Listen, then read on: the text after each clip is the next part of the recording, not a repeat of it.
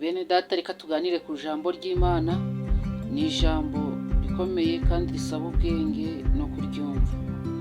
Umugabo bita Yosefu, Imana yari yamuhaye isezerano rikomeye, ariko kugira ngo risohore ryaciye mu nzira nyinshi. Byasabye kuba ari umuntu ufite ubwenge kandi afite igikundiro, n'ibyo avuga byose byemerwa. Niyo mpamvu nawe rero mu byo usenga bizemo mari bw'ubwenge, iguhe igikundiro kandi ugire ibitekerezo byiza, uri umuntu ufite umutima ukiranutse kandi mwiza. Yosefu agifungwa, ageze mu nzu y'imbohe, ibwami habaye ikigeragezo, biba ngombwa ko n'umwami Imana imuhishurira ibintu, habura abantu b'abahanga babisoma. Ariko baza kwibuka ko muri gereza bafitemo Yosefu w'umuhanga uzi gusobanura neza iby'Imana. Umwami aravuga ati muzanire uwo muntu.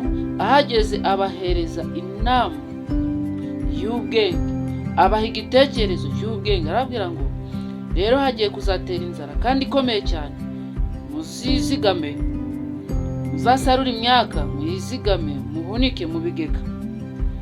Uwaryaga ibakuri imwe arya igice, uwaryaga amabakuri abiri arya imwe, uwaryaga atatu arya abiri.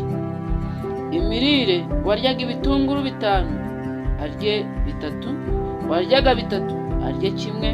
Bagira ibyo basagutsa bizigame, bizabatunga ku munsi w'igutwi. Izuba niricana, abantu badafite icyo kurya, imyaka itari kwera, imvura yabuze, cyangwa se imvura nigwa ikaboza imyaka, muzabe mufite ibyo mwihunikiye, ibyo mwahunitse mwazigamye. Inama y'ubwenge. Iyo nama inezeza Farawo n'abantu. Farawo aravuga ngo mbese niyo twabona umuntu nk'uyu urimo inama y'ubwenge. Bityo kubw'inama yazanye byatumye Farawo amukunda, amugira uwa kabiri ku buzima bwe, aba minisitiri w'igihugu ushinzwe ndetse byinjira n'ibisohoka n'umutungo. Yahawe ububasha n'ubushobozi bwo kuba umuntu ukomeye muri Egiputa, kandi ari uwo muri Isiraheli, mu gihugu cya Isiraheli, ari umuhungu wa Isiraheli Yakobo. Agira umugisha kugira ngo Imana isohoze icyo yari yaramuvuzeho, imuha ubwenge. Nawe rero kugira ngo Imana isohoze icyo yakuvuzeho, iguha ubwenge, kwigira imishinga n'ibindi byose, kandi bizagende neza.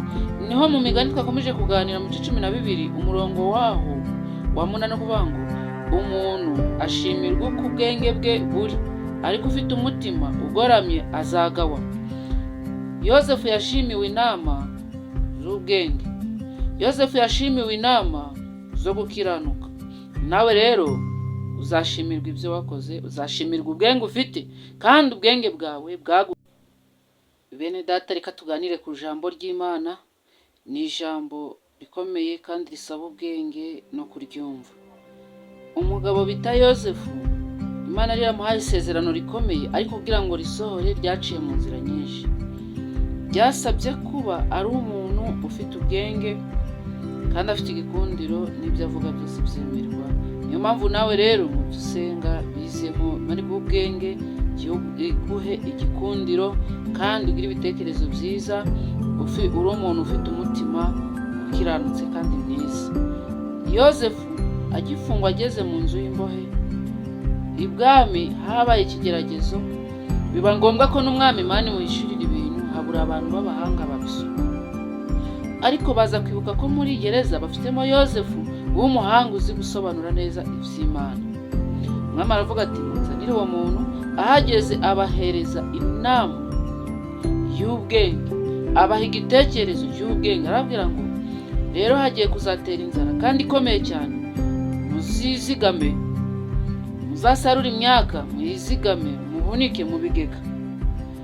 Uwaryaga ibakuri imwe arya igice, uwaryaga amabakuri abiri arya imwe, uwaryaga 3 arya 2.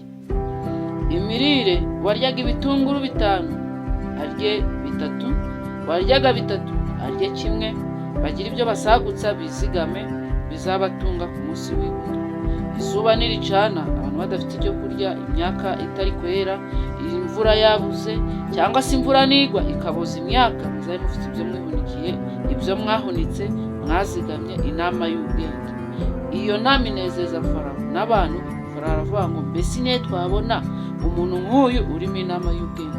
Bityo kubw'inama yazanye byatumye Farawo amukunda, amugira uwa kabiri ku buzima bwe, aba minisitiri w'igihugu ushinzwe ndetse ibyinjira n'ibisohoka n'umutungo.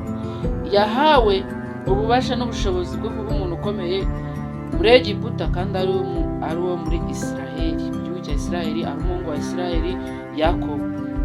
Agira umugisha kugira ngo Imana isohoze icyo yari yaramuvuzeho, imuha ubwenge. Nawe rero kugira ngo Imana isohoze icyo yakuvuzeho, iguha ubwenge, kwigira imishinga n'ibindi byose kandi bizagende neza. Niho mu migani twakomeje kuganira mu gice 12 umurongo waho wa 8 kuvuga ngo umuntu ashimirwa uko ubwenge bwe buri, ariko ufite umutima ugoramye azagawa. Yosefu yashimiwe inama z'ubwenge, Yosefu yashimiwe inama zo gukiranuka. Nawe rero uzashimirwa ibyo wakoze, uzashimirwa ubwenge ufite, kandi ubwenge bwawe